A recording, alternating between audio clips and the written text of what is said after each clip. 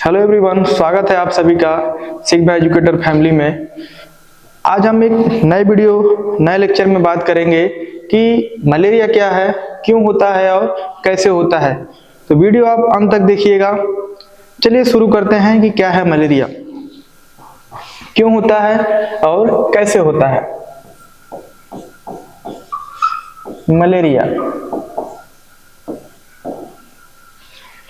क्यों हो रहा है, किससे हो रहा है?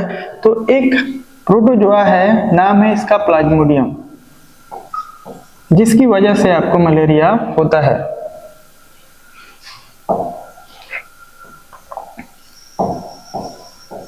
ये प्लाज्मोडियम एक प्रोटोजोआ है।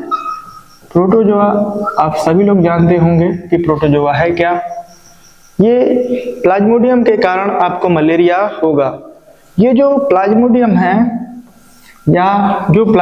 है मलेरिया को जो हम कह रहे हैं कि जिससे मलेरिया हो रहा है, 4 तरह के प्लाज्मोडियम हैं। एक है प्लाज्मोडियम वाइवेक्स,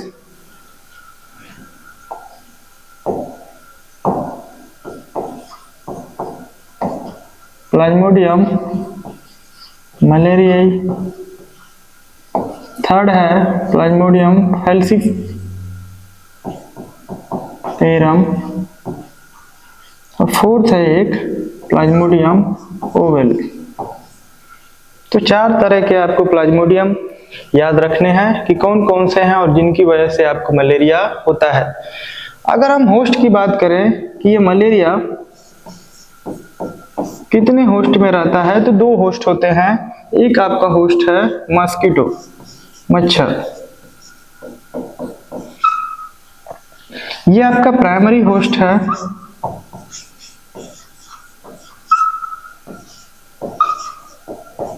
और दूसरा होता है ह्यूमन, ये आपका सेकेंडरी होस्ट है।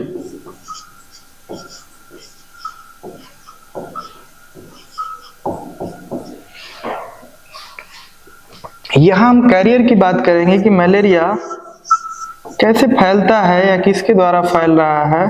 तो कैरियर यहाँ पे मॉस्किटो है। और किस में ये फैलता है? तो ह्यूमंस में। मॉस्किटो के द्वारा फैलेगा और किस में फैलेगा? तो ह्यूमंस में। और मॉस्किटो में भी आपको जो फीमेल एनाफेलीज है, सिर्फ और सिर्फ उसी की वजह से, अन्य किसी की वजह से आपको मलेरिया नहीं होता है। तो ये आपको याद रखना है कि कैरियर कौन है। तो जो मॉस्किटो है और मॉस्किटो में फीमेल एनाफिलीज, इसकी वजह से आपको मलेरिया होता है। अब आपसे पूछा जाएगा कि जो मलेरिया हम कह रहे हैं कि 4 प्लाज्मोडियम से हो रहा है, इनमें सबसे ज्यादा घातक कौन है? तो सबसे ज्यादा घातक जो है वो प्लाज्मोडियम फैल्सिफेरम की वजह से जो होगा वह आपको सबसे ज्यादा घातक है। मैलिग्नेंट इसे कहते हैं कि कौन सबसे ज्यादा मैलिग्नेंट है। तो प्लाज्मोडियम फैल्सिफेरम की वजह से जो मलेरिया होगा आपको, वो सबसे ज्यादा घातक है, मैलिग्नेंट है। बाकी जो 3 है, वाइवेक्स है, मलेरियाई है और ओवेल है, इसकी वजह से जो मलेरिया हो रहा है आपको, ये घातक नहीं है, मैलिग्नेंट नहीं है। अब चलिए बात होगी कि मलेरिया जब आपको हो गया है तो कैसे आपको पता चलेगा कि मलेरिया आपको हुआ है। तो हम कुछ सिम्पटम देखेंगे कि कौन कौन से वो सिम्पटम हैं जिसकी वजह से आपको मलेरिया हुआ है, या पता चलेगा कि मलेरिया हो गया है।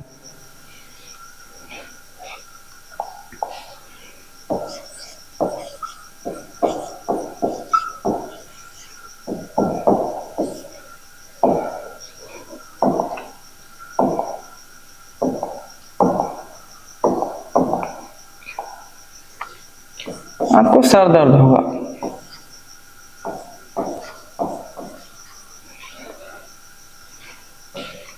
मस्कुलर पेन हो सकता है,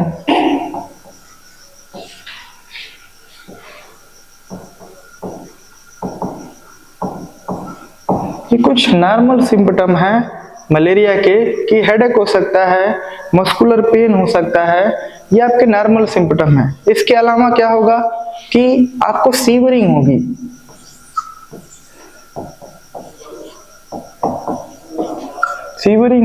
एंड हाई फीवर होगा, और हाई फीवर कैसा है, एक अंतराल के बाद होता है जिसे हम कहते हैं रिलैप्सिंग,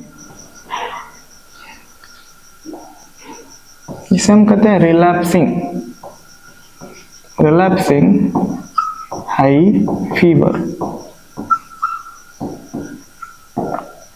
और इसके साथ साथ स्वेटिंग होगी कि सीवरिंग हो रहा है, रिलैप्सिंग हाई फीवर हो रहा है, और इसके बाद क्या होगा कि आपको स्वेटिंग होगी, पसीना आ रहा है आपको, तो ये आप मान जाइए कि आपको मलेरिया हुआ है। तो ये कुछ सिम्पटम है, जैसे कि हम कह रहे हैं कि हेडेक है, मस्कुलर पेन है, ये तो आपके नॉर्मल सिम्पटम है, लेकिन जो मेन है वो हम ये कह रहे हैं कि सीवरिंग, रिलैप्सिंग हाई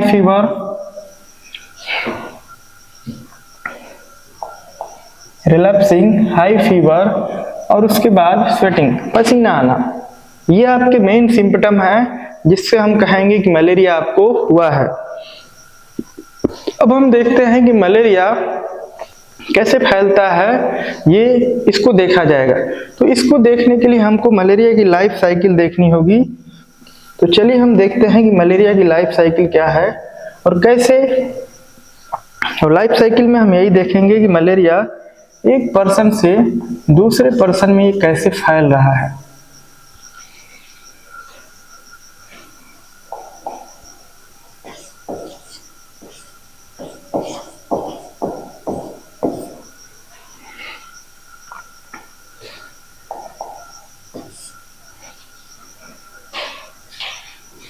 ये हमने मान लिया कि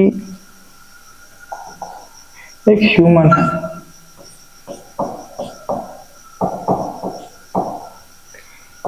इसे मॉस्किटो ने काट लिया। अब क्या होगा कि मॉस्किटो जब काट लेता है तो जो मलेरिया हम कह रहे हैं कि प्लाज्मोडियम की वजह से हो रहा है, प्लाज्मोडियम इसमें प्रवेश कर गया, ह्यूमन में प्रवेश कर गया, और प्रवेश करते ही ये कहाँ जाएगा तो लीवर में, ये लीवर में चला जाता है और यहाँ क्या करेगा कि ये अपने आप को रिप्रोड्यूस करेगा।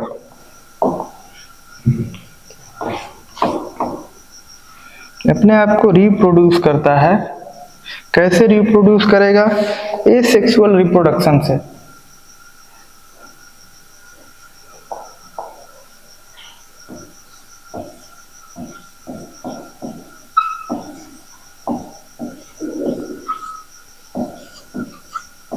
हम ये कह रहे हैं कि अपनी संख्या बढ़ा रहा है, और ये एसेक्सुअल रिप्रोडक्शन से अपने आप को रिप्रोड्यूस करेगा, और इसमें क्या होगा कि इंक्रीज होगा नंबर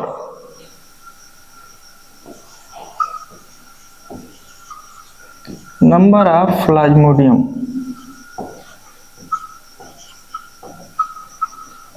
अब इसके बाद क्या होगा कि लीवर की सेल को ये अफेक्ट करेगा, यहाँ अपनी संख्या बढ़ाएगा, और इसके बाद क्या होता है कि ये ब्लड में आएगा, और ब्लड से क्या करता है कि ये आरबीसी को अफेक्ट करता है। जो भी हमारी रेड ब्लड सेल है इनको अफेक्ट करेगा, यानी कि यहाँ वही सेम प्रोसेस वही करेगा। यहाँ भी एसेक्सुअल रिप्रोडक्शन से ये अपने आप को रिप्रोड्यूस करेगा, रिप्रोड्यूस बाय एसेक्सुअल रिप्रोडक्शन। वही वर्क होता है कि अपनी संख्या बढ़ाते हैं, और इस दौरान क्या होगा कि ये आरबीसी आपकी फट जाएंगी। जब ये मैच्योर होंगे तो ये आपकी आरबीसी फट जाएंगे।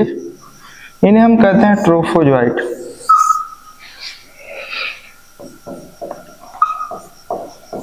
इस स्टेज को कहा जाएगा ट्रोफोजोइट। इस स्टेज में क्या होता है कि रिंग फॉर्मेशन होता है, रिंग लाइक स्ट्रक्चर बनता है, और इसे हम कहते हैं सिग्नेट रिंग फॉर्मेशन।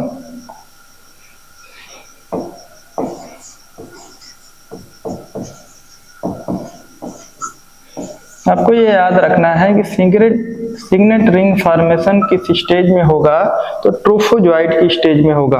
और ये कहाँ चल रहा है, तो ये सारा का सारा प्रोसेस ह्यूमन के अंदर चल रहा है। अब इससे क्या होगा कि यहां से गैमीट का निर्माण होगा।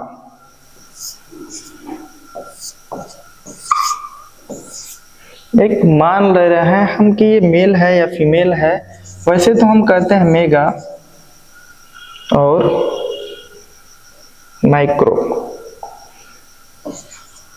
मेगा गैमीट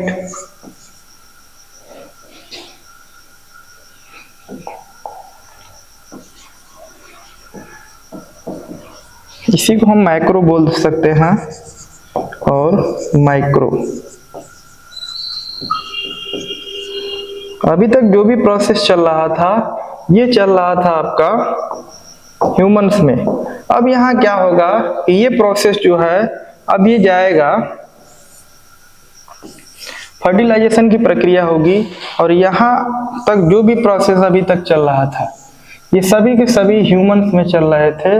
अब हम दोबारा देखेंगे कि इस फेज के बाद अगर ह्यूमंस को मॉस्किटो काट ले रहा है, फीमेल एनाफिलीज काट ले रही है, तो ये जो आपके गैमीट बने हैं ट्रांसफर हो जाएंगे मॉस्किटो में। और होगा क्या कि यहाँ पे अब फर्टिलाइजेशन होगा, फर्टिलाइजेशन की प्रक्रिया होगी। जो भी गैमीट बने हैं यहाँ पे फर्टिलाइज हो जाएंगे, यानी कि हम कह रहे हैं कि सेक्सुअल रिप्रोडक्शन हो रहा है।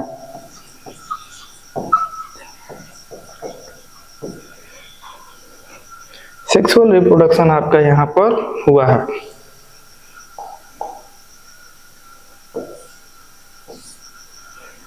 अब क्या होगा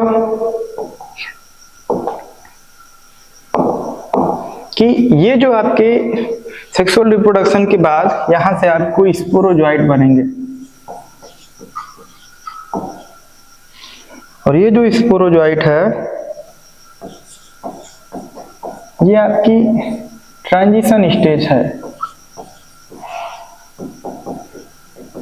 ट्रांजिशन स्टेज, इस स्टेज में क्या होगा कि जो ट्रांसफर होगा, हम ये कह रहे हैं कि एक पर्सन से दूसरे पर्सन को मलेरिया होगा। अगर मच्छर इस स्टेज में काट ले रहा है किसी भी ह्यूमंस को तो उसे मलेरिया होने के चांसेस होंगे।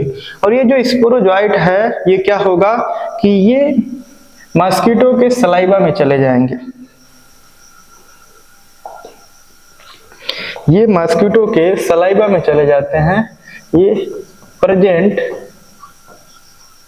इन मॉस्किटो सलाइवा, मॉस्किटो सलाइवा। अब क्या होगा कि ये हम कह रहे हैं कि किसी मॉस्किटो के सलाइवा में है और जैसे ही मच्छर किसी अन्य ह्यूमंस को बाइट करेगा तो उसमें क्या हो जाएंगे, ट्रांसफर हो जाएंगे। दोबारा से हम साइकिल देख रहे हैं कि जैसे कि मॉस्किटो है किसी पर्सन को ये बाइट कर रहा है तो उसके सलाइवा से ब्लड में चला जाएगा ये जो आपका स्पोरोजोइट है, और वो जाते ही कहाँ जाएगा, लीवर में, और अपने आप को रिप्रोड्यूस करेगा। कैसे, एसेक्सुअल रिप्रोडक्शन से अपनी संख्या बढ़ाएगा और उसके बाद ये ब्लड में चला आता है और ब्लड में आकर आरबीसी को ये अफेक्ट करता है। दोबारा एसेक्सुअल रिप्रोडक्शन से अपने आप को रिप्रोड्यूस करेगा और ये आरबीसी आपकी फट जाएंगी और यहाँ ट्रोफोजोइट बनेगा और ट्रोफोजोइट की स्टेज में सिग्नेट रिंग फॉर्मेशन होता है। यहाँ से आपको गैमीट बनेंगे और ये गैमीट जैसे ही मॉस्किटो में जाएंगे यहाँ पर फर्टिलाइजेशन होगा, यानी कि सेक्सुअल रिप्रोडक्शन होगा। अब आपको याद रखना है कि जो सेक्सुअल रिप्रोडक्शन है वो मॉस्किटो में हो रहा है और जो एसेक्सुअल रिप्रोडक्शन है वो ह्यूमंस में हो रहा है। ये कंडीशन आपको याद रखनी है। जैसे ही आपका सेक्सुअल रिप्रोडक्शन होगा स्पोरोजोइट का फॉर्मेशन होगा और जो स्पोरोजोइट है ये ट्रांजिशन स्टेज है, ये संक्रमण अवस्था है। ये क्या होगा कि सलाइवा में आपके चले जाएंगे और जैसे ही मॉस्किटो आपको बाइट कर रहा है तो क्या होगा कि उस मॉस्किटो के सलाइवा से जो भी स्पोरोजोइट है आपके अंदर चला आएगा और आपको मलेरिया होने के चांसेस हैं, आपको मलेरिया होगा। अब हम कह रहे हैं कि आपकी आपको पता चल गया कि आपको मलेरिया कैसे हो रहा है, किसके कारण हो रहा है। तो अब आपको ध्यान देना है कि मलेरिया से कैसे बचा जा सकता है। तो अब हम देखेंगे कि मलेरिया को कंट्रोल कैसे किया जा सकता है। तो समय बचाने के लिए हम पहले से यहाँ लिख लिए हैं। चलिए हम देखते हैं कि कंट्रोल ऑफ मलेरिया। तो हम क्या करेंगे, avoid stagnation of water around residential area. हम अपने आसपास जहां भी रह रहे हैं वहां पानी को ठहरने से रोकेंगे, ताकि वहां जो भी मच्छर है अपने लार्वा को उत्पन्न न कर सके, और जो भी हमारे आसपास का एरिया है उसे हम regular cleaning, area of your surrounding, उसे रेगुलर क्लीन करते रहेंगे ताकि मच्छर आसपास जमा ना हो। यूज ऑफ मॉस्किटो नेट्स, हम मॉस्किटो नेट्स का उपयोग करेंगे जिससे मच्छर से हम बच सकें। फोर्थ नंबर है use of gambusia fish in pond. तालाब में या आसपास कहीं भी ज्यादा हम कह रहे हैं कि पानी का जमाव रेगुलर हो रहा है, तो एक आपकी फिश होती है, नाम है गैम्बूसिया। ये क्या करती है कि जो भी मॉस्किटो के लार्वा हैं उनको खा जाती है, भोजन के रूप में उपयोग करती है। तो अगर जो पॉन्ड है उसमें गैम्बूसिया फिश हम छोड़ दे रहे हैं तो क्या होगा कि उस पॉन्ड में मॉस्किटो के लार्वा, हम ये कह रहे हैं कि जो भी हैं गैम्बूसिया फिश को फीड कर जाएगी, खा जाएगी, और मच्छर वहां पे उत्पन्न नहीं होंगे, मॉस्किटो उत्पन्न नहीं होंगे। फिफ्थ नंबर पॉइंट है स्प्रेइंग ऑफ इंसेक्टिसाइड। इंसेक्टिसाइड का उपयोग करेंगे जिससे आसपास के जो मच्छर हैं वो मर जाएं। और इसके बाद अगर मलेरिया आपको हो गया है तो कुछ दवाएं हैं जिसके उपयोग से हम कह रहे हैं कि मलेरिया से बचा जा सकता है, जैसे use of drug like chloroquinine and quinine. इन दवाओं के उपयोग से मलेरिया से बचा जा सकता है। इसके अलावा पुराने समय में, या कहेंगे कि जब दवाओं की बहुत ज्यादा खोज नहीं हुई थी, तो ट्रेडिशनल दवाएं थी। एक सिनकोना का आपका पेड़ होता है, सिनकोना, इसकी बार्क से एक दवा बनाई जाती है, नाम है कुनैन।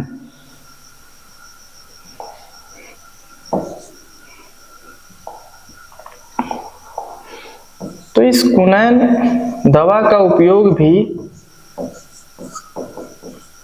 कुनैन ड्रग का उपयोग भी मलेरिया में किया जाता है। यह आपका ट्रेडिशनल वे है, तरीका है। तो ये हमारा था कि मलेरिया कैसे होता है, कैसे मलेरिया से बचा जा सकता है। आपको वीडियो अच्छा लगा हो तो लाइक करिए, शेयर करिए। हम आगे बात करेंगे अगली वीडियो में। तब तक के लिए धन्यवाद। जय हिंद।